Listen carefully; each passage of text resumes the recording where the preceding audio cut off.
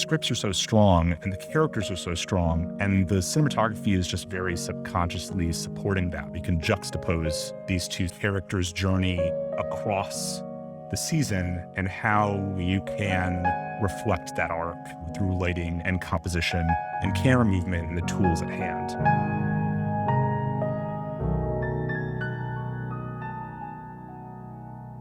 Las Vegas was a major draw for us. Borrowed a lot of the vibe from images that we found of old Las Vegas. We're really trying to replicate that vintage feel and that magic. And we really wanted it to feel glamorous because Deborah Vance is a glamorous character, but also like a little nostalgic and maybe a little stuck in the past. Hey, Deb. Looking good, ladies.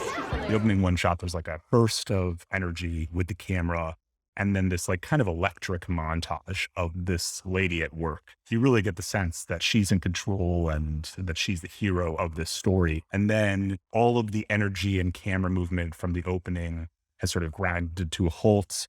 We have these very wide, airy, composed frames of Deborah alone in her mansion, returning after a hard day's work.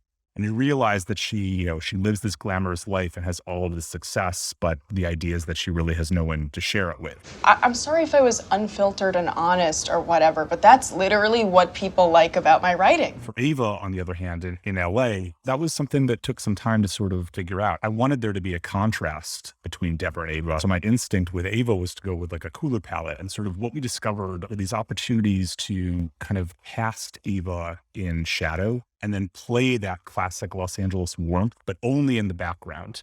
She really wants to belong in Hollywood. She can see that like Hollywood sunshine in the background, but she can't really have it. When Ava comes to Las Vegas to work for Deborah, I really wanted to feel like she was entering Deborah's world. So she immediately enters that warm, sunlit palette. As the season progresses and they grow closer, I think the light becomes a little less harsh and a little softer feeling as the two of them connect.